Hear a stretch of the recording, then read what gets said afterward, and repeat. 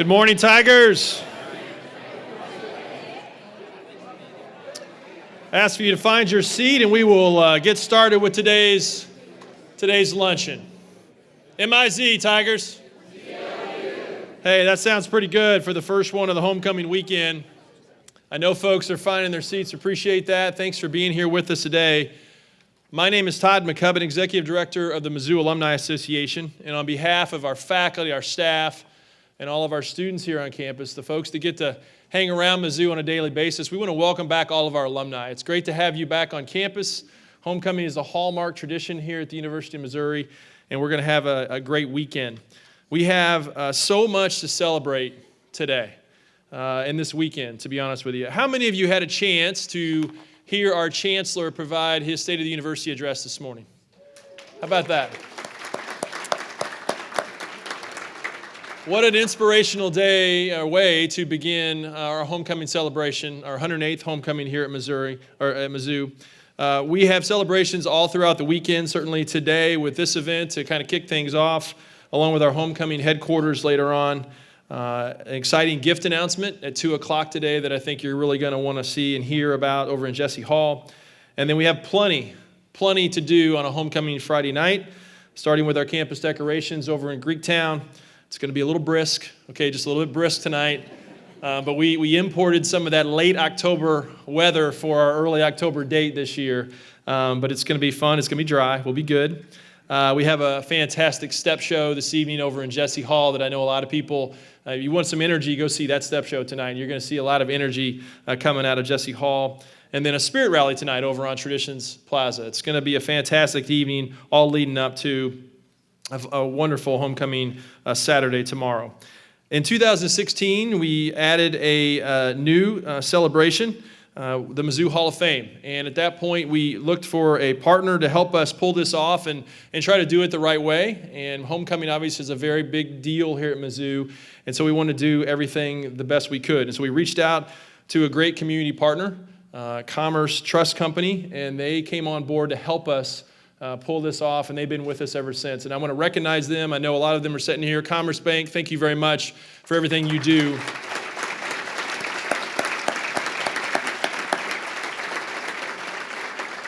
For this event and certainly for the University of Missouri.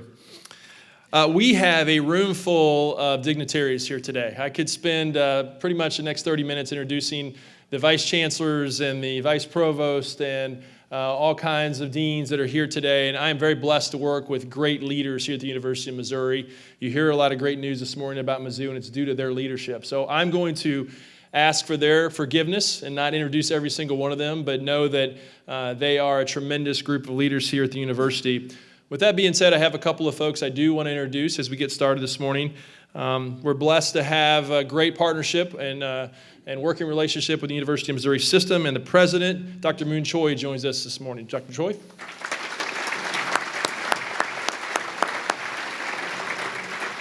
It's always odd when I see him and he's seated, because he's never seated very often. So just seeing him like that, it's just kind of gives me a little peace. I kind of like that, Dr. Choi. So that won't happen for long, so you might take a picture of that. We also have a very energetic and great volunteer who helps with the Alumni Association, helps lead us with our governing board, with all of our different groups and activities that we have going on. And he's been very busy since July 1, representing more than 340,000 alumni worldwide. That's a big job. And it's been a pleasure to get to work with our volunteer president of the Mizzou Alumni Association, Steve Hayes. Steve?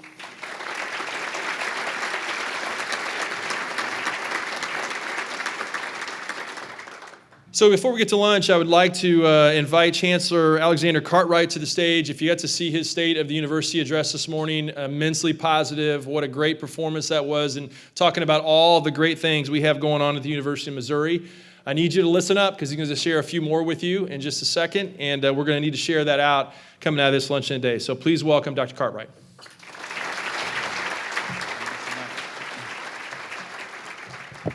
Thank you, Todd. You can make this a little lower for me. Why does it even adjust? Here we go. You're going to have to adjust it afterwards, okay? Good. Great to see all of you here today. Thank you for joining this tremendous event where we celebrate our Mizzou Hall of Fame inductees. And it's just part of what is truly a remarkable week here at Mizzou, Homecoming Week. You know, I learned over the last couple of years, that 100 years ago, Chester Brewer said, "Come home," right? Welcome everybody home to Missouri. And it's a time where we celebrate and honor all that we've done. It's not just that this is one of the oldest and frankly the most fun homecomings in the country, but it also is one where we connect and commit to service, to the things that we value as an institution. Our student-run activities, the blood drive that we did a couple weeks ago now, I guess it was, largest of its kind in the nation. At this year's event, we collected 3,000 units of blood. And that translates to, yes.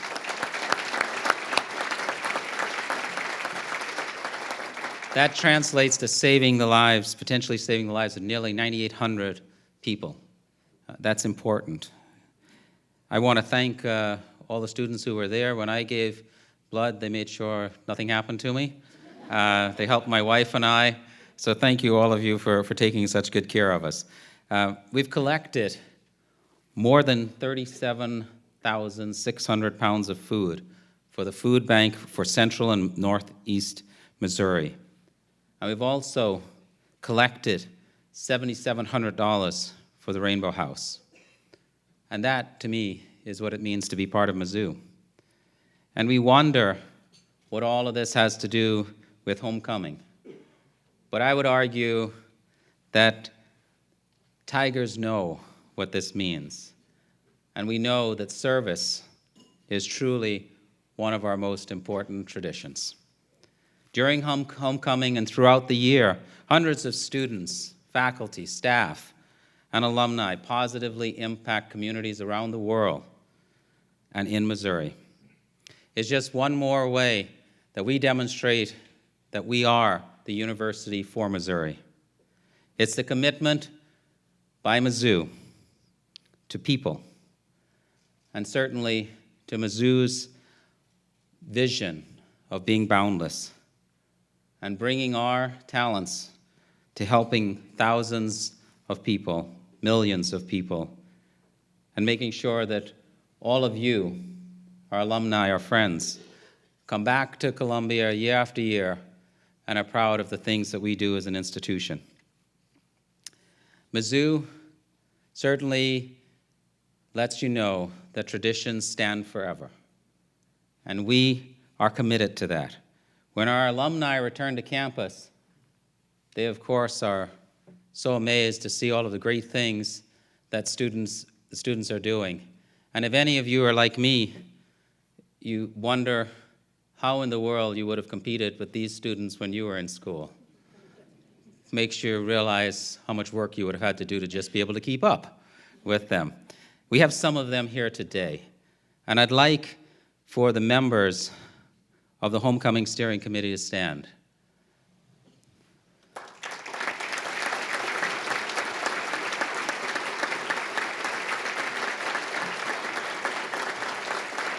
Thank you.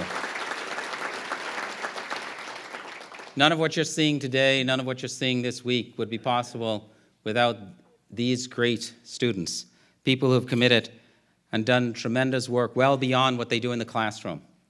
And again, what I find remarkable about this is that they do this, they volunteer. They do it because they feel that it's the right thing to do. They do it because they know that it impacts this community, it impacts the alumni, it makes people understand what it means to be at Mizzou. And I really recognize that this is an opportunity for you to see what it means to be Mizzou made. And our students show that. They demonstrate it by doing all of this without us having to do, well, Todd may have to do a little bit of work. I don't know how much work he actually does, probably very little, right? Very little. That's probably right. But they do it all. And this Mizzou Hall of Fame recognizes alumni who have achieved success in their careers and who personify our values: respect, responsibility, discovery, and excellence. And this year, we celebrate contributions to the fields of information technology, cancer research, and journalism. Our honorees exemplify the boundless potential of our Tiger community.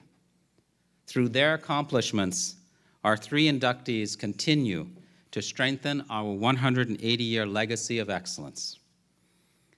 Andy Bryant joined Intel several years after graduating from Mizzou with a bachelor's degree in economics. Today, Andy is chair of Intel's board of directors, and his leadership helps us all live in a more connected and boundless world. Thank you for being here, Andy.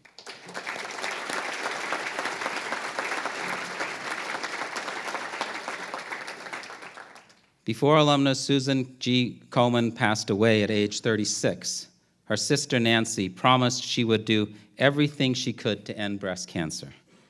Nancy kept this promise, and in 1982, she established what would become Susan G. Komen, now the largest breast cancer organization in the United States.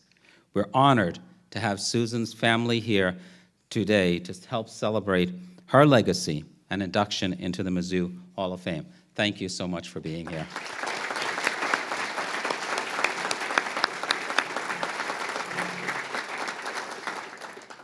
Jim Lehrer won an Emmy for his coverage of the Watergate hearings and has moderated more presidential debates than any other journalist.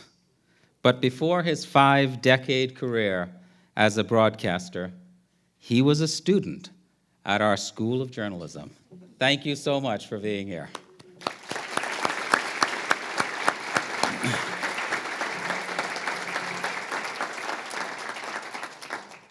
It's a privilege to honor all of you today, and we are proud that all of you are Mizzou alumni. Thank you to everyone for joining us on this special occasion, and thank you to our inductees for being such outstanding examples of service to our Mizzou family. You show us all what it means to be Mizzou made. Now, let's see if we have a little more energy in this second time that we do this today. M-I-Z.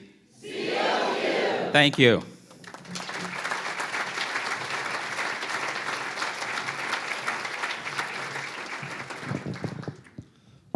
Thanks for showing me up, Chancellor. I appreciate that. That's awesome.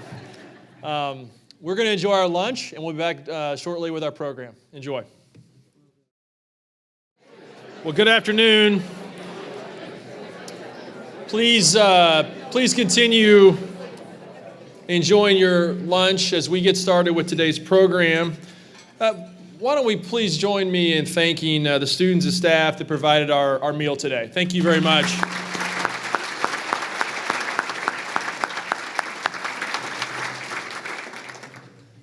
Well, now it's time to recognize the Mizzou Hall of Fame class of 2019. And per tradition, a member of our homecoming steering committee, this year our tri-directors, will help us make our introductions today. We'll begin with Bronson Coley. Bronson?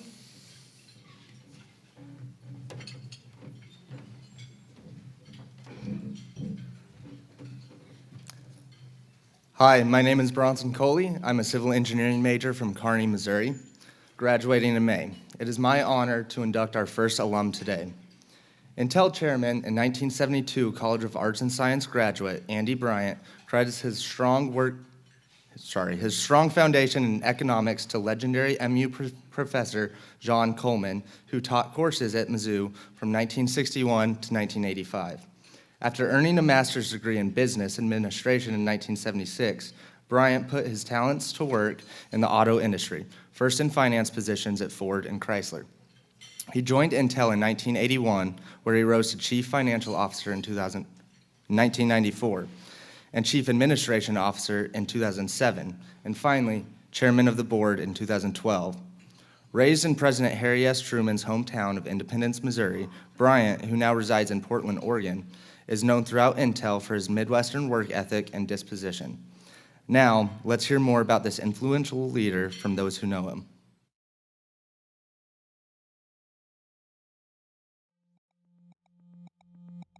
As Dean of the College of Arts and Science, I have the pleasure of interacting with many of our alumni. Today, we honor one very special alumnus, Andy Bryant. We have been married for 46 years. I first met him at Mizzou. We lived in the same dorm complex. I lived in Schurz, and he was in Hatch at that time.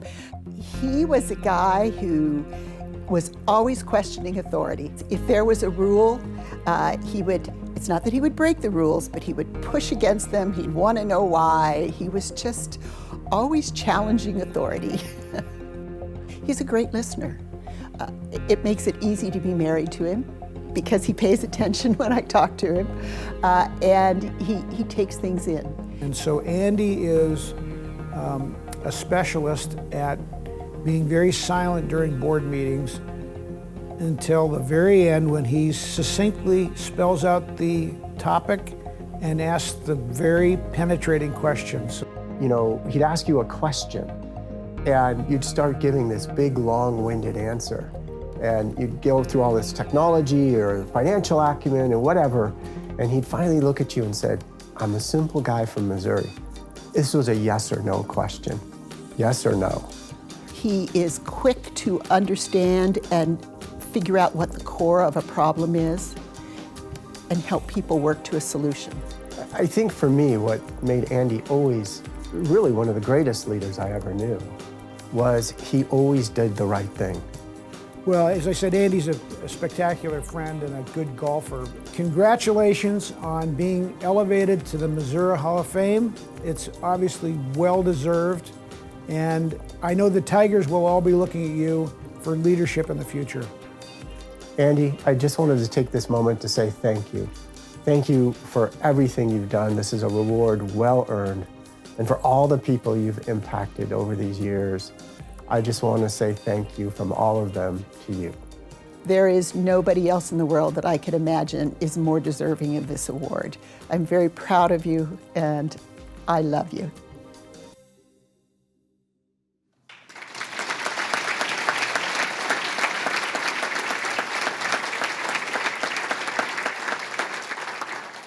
On behalf of the University of Missouri, it is my honor to induct Andy Bryant into the Mizzou Hall of Fame.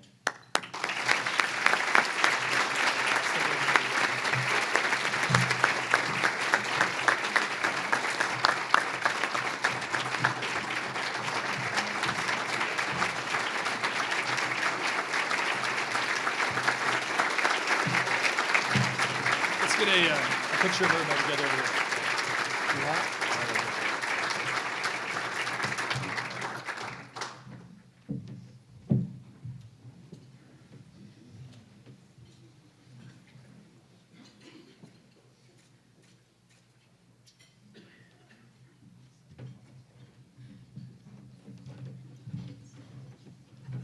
Thank you. They told me to keep it short, so I will. First of all, thank you for the award. This is actually quite an honor. I don't think anybody lives up to that video, by the way. That was pretty nice. Again, thank you. I was asked by a reporter the other day, do you ever get grief from your family because you got your graduate degree from Kansas? And I said, well, my wife graduated from Missouri, both my brothers. My brother-in-law played football here. So you could say there's been spirited debate over the years. I thought I had this creative speech, and I talked to some of these guys this morning, and they said, oh yeah, that's what that guy said. Oh yeah, that's what. But you know, to me, growing up in Missouri provided tremendous values. And I should probably say the Midwest. But it's incredible how you learn the importance of doing the right thing the right way, which is one of the things Brian said there. And I think I have carried that through my career. I asked them, well, what should I talk about? They said, well, most people talk about the good old days at Mizzou. And I was here in the late 60s and the early 70s. And in the late 60s and early 70s was a pretty turbulent time. But what I took out of that, and again, some of you may not remember all those times, there were students across the country engaging destructive behavior, burning things down. That didn't happen here. The administration actually said, let's talk, and had a dialogue. We were actually out in the quad with the columns and stuff, and the students wanted more. We're going to occupy the chancellor's office. He said, sure. He locked up his files, said, opened the door and said, let me know when I can have it back, and just left. You know, that could have been the point where if he had said, over my dead body, destructive behavior would take place. So I learned from here, you take away common sense, you take away resolving issues, discussion, tremendously valuable. And then the last piece I got from Missouri, quite frankly, was my degree in economics. First of all, in the Arts and Sciences department, which surprises many of my professional colleagues because they think it should be business. But in economics and arts and sciences, first you get a good general education. I took philosophy, psychology, all those types of things. But you also get the economic thought process foundation. And I've told people over the years, an economics degree is not worth much, except it's a tremendous foundation to build upon. And if you take the opportunity to build upon that foundation, you can do great things. So the foundation I got here absolutely allowed me then to go and be successful and have a level and a method of thinking that made a tremendous difference for at least me in my career. So anyway, that's it. Thank you very much for the award. You have no idea how much this honor means to me.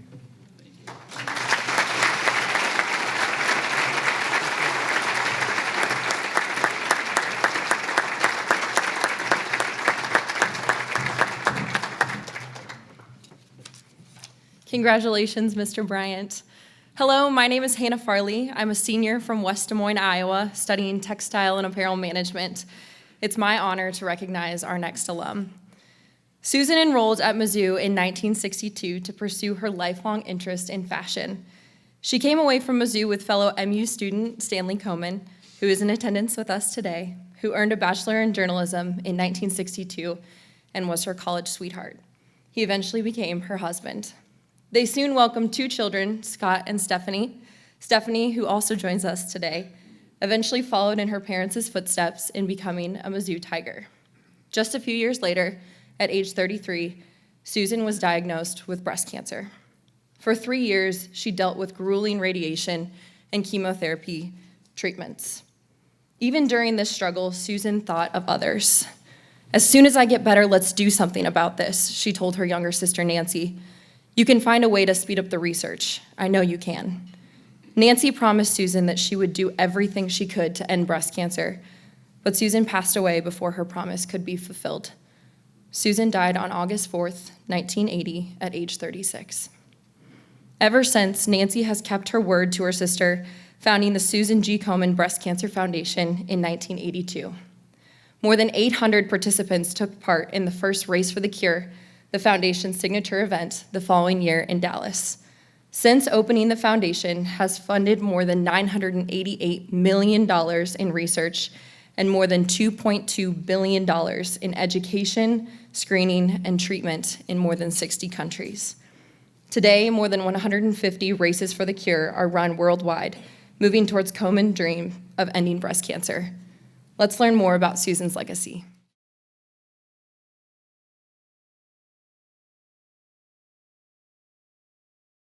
We are very glad you can see this little film. We hope you enjoy it. I'm Gina Morse Fisher, a 1994 graduate of the Missouri School of Journalism. After graduation, I returned to my hometown of Peoria, Illinois. It's during that time that my love for the mission of Susan G. Komen grew. You see, Susie Goodman Komen was a Peoria girl too. While I never knew her, my path crossed many times with Susie's loved ones and friends.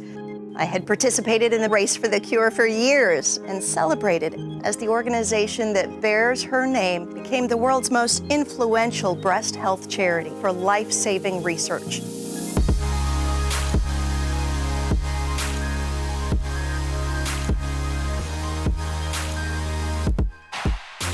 I've always been interested since my PhD level. I was always interested in conducting research in the cancer area.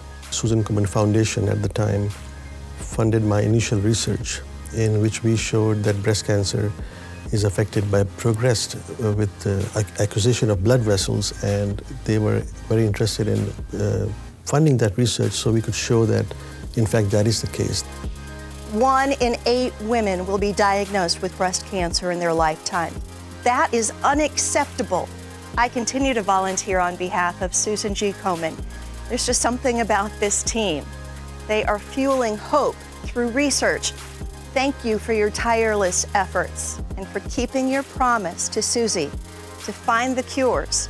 I never tire of hearing stories of Susie's kindness, infectious enthusiasm, and generous heart. I think of the Susies in my life, and I'm so proud that a young woman from my hometown and college alma mater inspired the movement that will one day end breast cancer forever.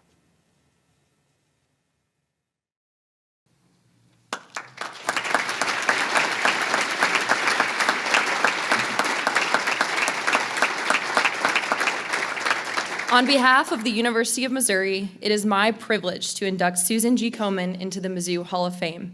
To accept this award, please welcome Stephanie Komen to the stage.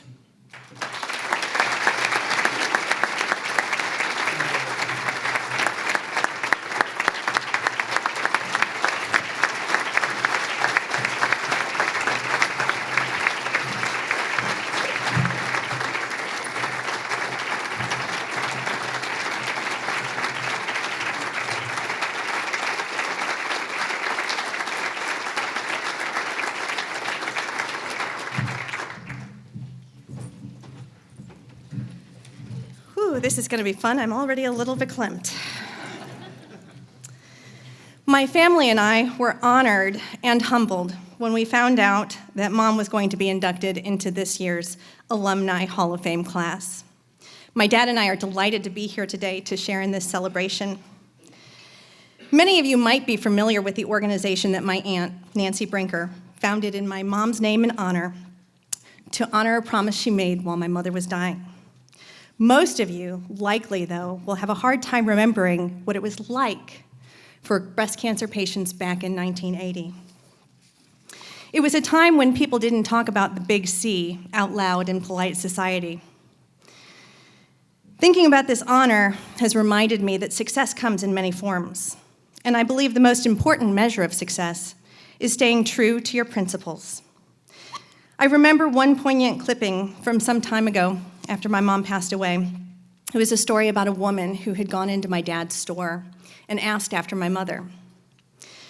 She told my dad that my mom had taken her out to lunch and shopping to take her mind off of her child who was getting treatment at St. Jude's Children's Hospital. The woman was surprised to find out my mom had died because in all that precious time they spent together, my mom never once mentioned that she too had cancer at that time. That's just who my mom was and how she was raised. And that's the essence that my aunt instilled in the Komen Foundation.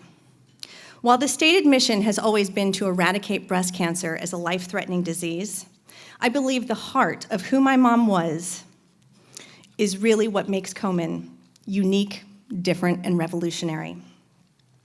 My Aunt Nancy wasn't just mad that she lost her sister. She was mad that my mom lost friends, because that's what happened back in 1980 when you had cancer. She was mad because cancer was misunderstood, feared, and those who suffered from it suffered more than the indignity of just having the disease. Never before Komen had there ever been an organization that dared to celebrate and create community around survivorship. What we think of today as the ever-inspiring Sea of Pink was an impossible dream while my mom was still alive. Another way my mom's essence and the spirit of activism made an indelible mark in the progress toward finding a cure was the way that my aunt and Komen leadership decided to change the grant-making structure. In those days, if you were published and had already received grant money, you got grant money. Instead, Komen decided to create a double-blind peer review process and award the merit of an idea and not the name attached to it. Since its inception, Komen has been responsible for finding and funding some of the most influential researchers in breast cancer. My mom was a hometown girl too, Peorian through and through, and my aunt made sure she honored that part of my mother as well by making sure that as Komen grew, 75% of the money stayed in the communities that raised it to serve local needs and not just a big organization. When my aunt started Komen, these were all revolutionary ideas that we now all take for granted. My aunt started the foundation with $200 in a shoebox and a Rolodex filled with people that could possibly help if she could find a way to convince them to. I believe my mom was with her every step of the way, but more than that, what never ceases to amaze me is how the very essence of my mom not only influenced my aunt, but I also see her spirit in volunteers and participants at Komen events across the country. I see that same selfless commitment in dedicated volunteers and in the people who just show up to those events, in the sisterhood and the camaraderie of survivors, sponsors, and the community.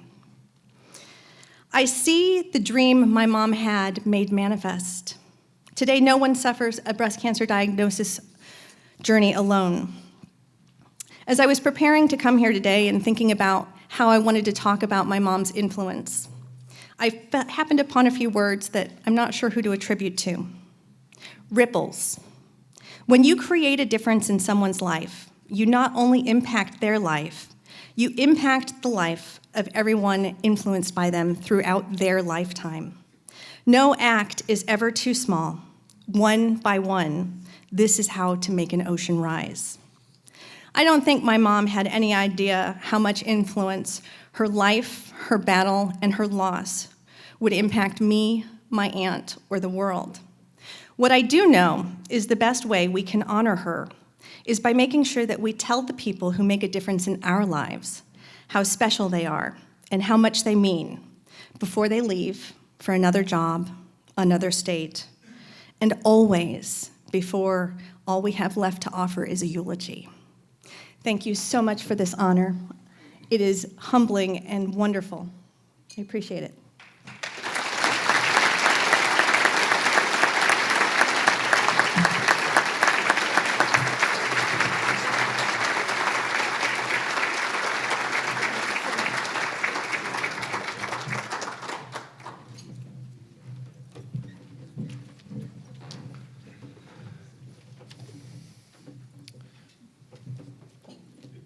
Stephanie and Stan, thank you for being here today for this unique induction. We're so proud of the Mizzou-made connections to the Komen family. Far too many have experienced breast cancer, as we heard in the video, but because of the impact of the Susan G. Komen Foundation and the research being conducted at institutions like ours, there is hope for the future, hope that may not have existed when Susan was in her battle.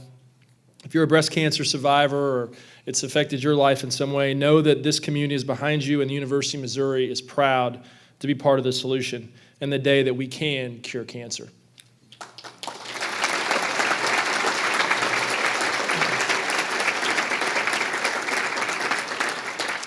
I invite Caroline Day to the podium to make our final induction.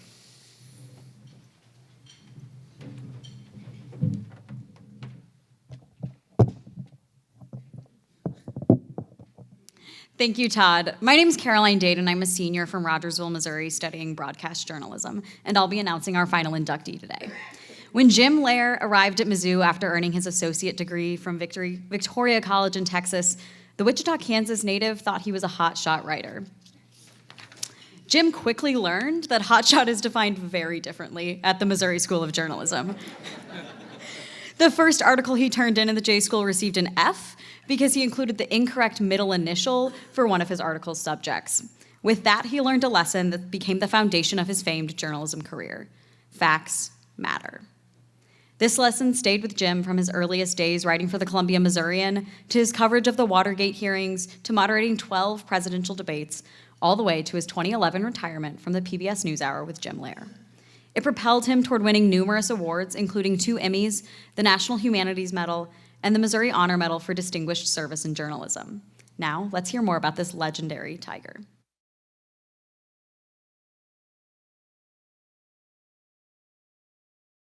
Jim Lehrer is a lion among broadcast journalists. He's interested in serious issues, not gotcha stories. In terms of public affairs reporting, there is no one better in the world than Jim Lehrer.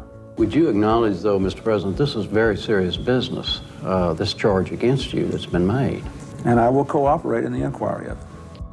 So Jim is really a pride point for the school. Jim's training at the Missouri School of Journalism helped him move quickly up into public affairs reporting, and really the crux of what he does is stay to the core of the issue, care about the issues that matter to citizens in the democracy so that they can make good decisions. First and foremost, he is a public servant, and he looks for what are the most important stories for the public. And then he wants to work diligently to find the best voices to describe those stories. And whether it's been in his reporting, in his anchoring, in his interviewing, Jim stays fair, even-handed, and on the issues. And I think that's what makes him a great journalist. I think the political parties know they get in Jim an impeccably fair man who listens. I think that's one of Jim's great talents. He listens to what people say. Jim is a strong booster of the university and the School of Journalism. Whenever I've asked him to do something, whether it's speak at a symposium or visit with faculty or students, he's always said yes. Jim comes back and talks to students. He's been a good sounding board for me and for others in the school. He'll tell stories about history and context and what happened behind the scenes that help students, faculty, myself, better understand how events unfolded. Jim is a wonderful role model for our J-School students. He represents integrity, fairness, and the honest pursuit of truth. Jim, we're so proud of you and all that you've accomplished since your time here at the Missouri School of Journalism. You raised the standards of our field, and we're so proud of you for that. Jim, congratulations on this honor from the University of Missouri. You are well deserving of the Hall of Fame. Thank you for your service, your friendship, and for setting the highest standards for all journalists.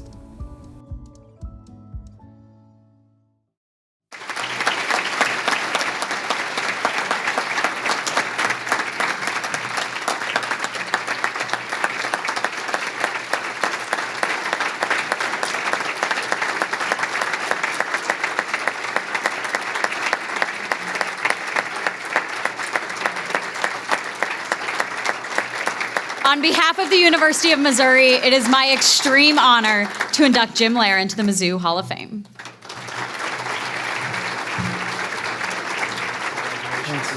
Take a picture over here. Sure.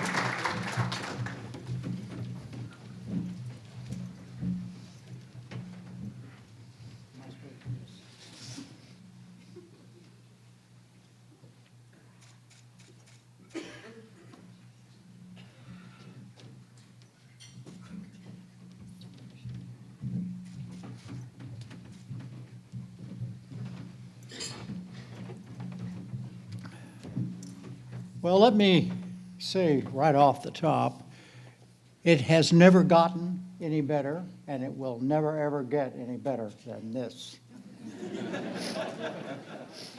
It's one thing to get a Hall of Fame award of any kind. It's a big deal. But a Hall of Fame award from where you went to school, that's a big deal. At least it is to me. And it was in early spring of 1954. My wife, Kate, knowledgeable in all things, has just pointed out to me I'm not speaking into the microphone. You would think that little things like that I would have picked up after all these years. And I'm just still a little bit teary. Robert McNeil used to say that, Larry, you would tear up over a really good light beer commercial, and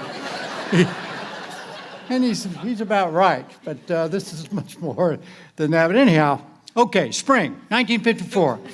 I decided that I wanted to go to the famed School of Journalism at the University of Missouri. And I had never set foot in Columbia, Missouri. I had never something that really had dawned on me until I heard and read and understood that Missouri had the single best journalism school in the whole world. Now, I was a student then at a junior college in South Texas, Victoria College. To say it was a little college is to not quite put the finger on it. I later I was the editor of the student newspaper, and in my first big story, which I wrote the headline and displayed it as a banner headline, the headline was VC for Victoria College, VC enrollment soars to 300. But Victoria was a big place for me because I went to junior college and then, of course, then went on to Missouri. But also, while I was at Victoria, I worked at night as a ticket agent in the Continental Trailways bus depot. And it was there that one of my duties was to call the buses on the PA system, like this. May I have your attention, please? This is your last. Victoria, by the way, is on the Texas Gulf Coast, halfway between Houston and Corpus Christi. May I have your attention, please? This is your last call for Continental Trailways at 8:10 p.m. Silverside's air-conditioned through liner to Houston, now leaving from lane 1 next to the building. For Inez, Edna, Ganado, Louise, El Campo, Pierce, Wharton, Hungerford, Kendleton, Beasley, Rosenberg, Richmond, Sugar Land, Stafford, Missouri City, and Houston.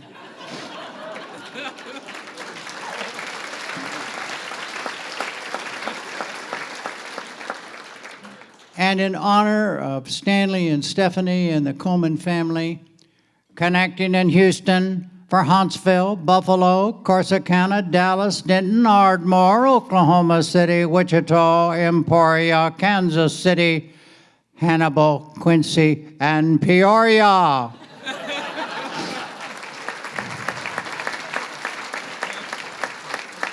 All aboard? Don't forget your baggage, please. Okay. At any rate, I wrote a letter to Missouri, with the help of the dean of the school. There's only one dean. He ran the school, this little school. He helped me, and I filled out an application, sent for admission as a junior, because of the junior and senior year for J School, and to Missouri. And I got a letter back from the admissions department, said, "Dear Jimmy," and I'm paraphrased, but the letter said, "Hey, kid, we've never heard of your school. We can't accept your credits.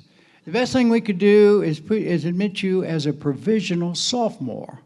You know, that isn't quite going to get it for me, obviously. So anyhow, I took the letter, showed it to my friend, the dean. He was an old football coach, and he was furious. This was his school. Missouri wouldn't pay, And he said, "Jimmy, do you really want to go to Missouri?" And I said, "Yes, sir, I really do." He said, "Okay, will you roll the dice?" And I said, "Are you willing to roll the dice?" I said, "Yeah, what does that mean?" He said, "Well, here." So anyhow, he wrote a letter to the admissions department, and he said, "Look, this kid can do the work. You send us some exams on every subject that you will not accept his credits on the grounds that if he passes them, you will admit him as a junior so he can go to the journalism school." Some anonymous person in the admissions wrote him back and said, "You're on." So a few weeks later, I spent one Saturday taking 5 exams all day. And as a result of that, Missouri, I aced them, okay, all right. But as a result of that, Missouri accepted and dismissed my requirements for English grammar, for biology. All I had picked up in biology was that chlorophyll was green, but that's another story. But also in history and in Spanish. And anyhow, they wrote off all of that, and they accepted me in the journalism school as an advanced junior. So I went to Missouri. And I went to Missouri, and I had the 2 most glorious years you could possibly ever have. All of the things that I had heard and read about the journalism school proved to be absolutely true for me. I had the honor, which I considered it at the time, and more importantly, the privilege and the opportunity. Once in my senior year, first semester, I covered the police station in Columbia for the Columbia Missourian. And I woke up every morning at 6 o'clock, 5 days a week, and covered the police station. Second semester of that year, I got the top, what was then considered the top reporting job for the Missouri, and I covered the Boone County Courthouse. And anyhow, I came away from that with an education that carried with me until the year 2000. As Caroline said, that's when I retired. And all of the things that I learned at that J school, beginning with that first experience, failing because I got the grades wrong, but I never forgot any of those. And even though I was only there for 2 years, it was 2 of the most important 2 years I have had. And as a result of that, I have had 60 years of practicing what I learned how to do at Missouri. And I've done so with great pleasure. And I feel good about what I have done. I make no apologies. I make apologies for the mistakes I have made. Anybody who practices journalism has got to come to grips with the fact that you're not going to get it right every time. But you've got to understand when you make a mistake, and you've got to acknowledge it. And that's an attitude I also learned at Missouri, and I never, ever lost it. And it was one of the cardinal rules of our little program on PBS. So I would say to you, in conclusion, the way we wouldn't do this wonderful Mizzou thing that you all did at the beginning. Here's what we did in 1956. Mizzou Tigers, go!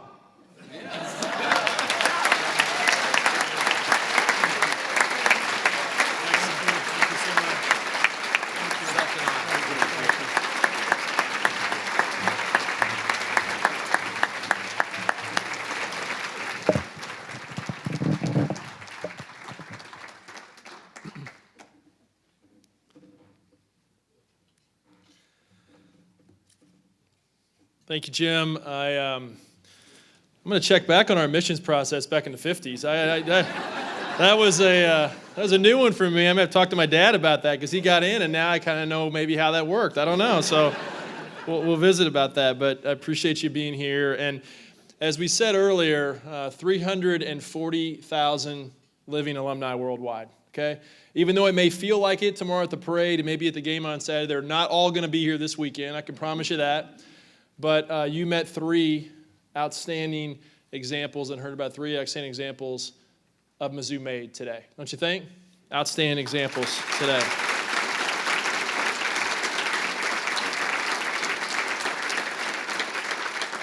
So one last time, I would like Stephanie and Stan, certainly Jim and Andy, to please stand one more time, and let's recognize our Mizzou Hall of Fame class of 2019.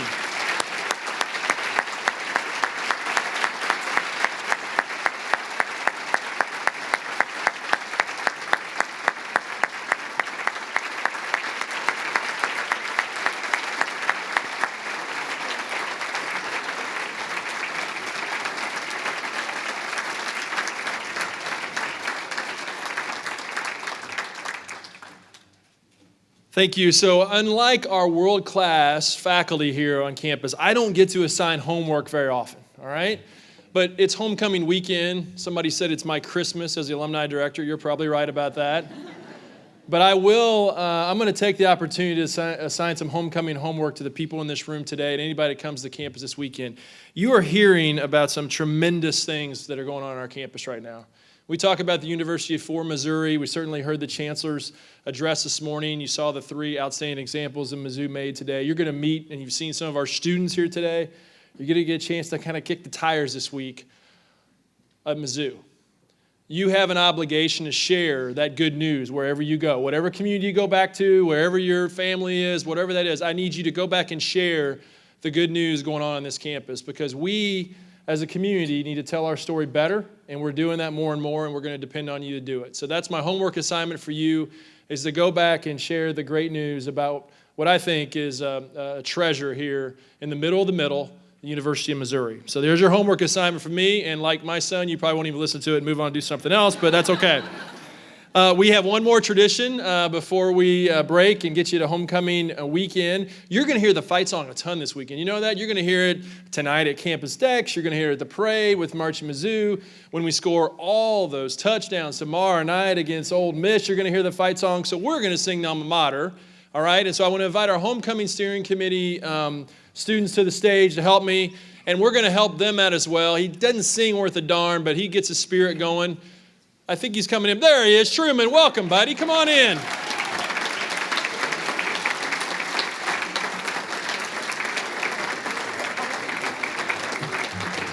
So as Truman and our students make their way to the stage, we're going to sing the alma mater, both verses. I think there's some help in your program if you need to look at words, all right?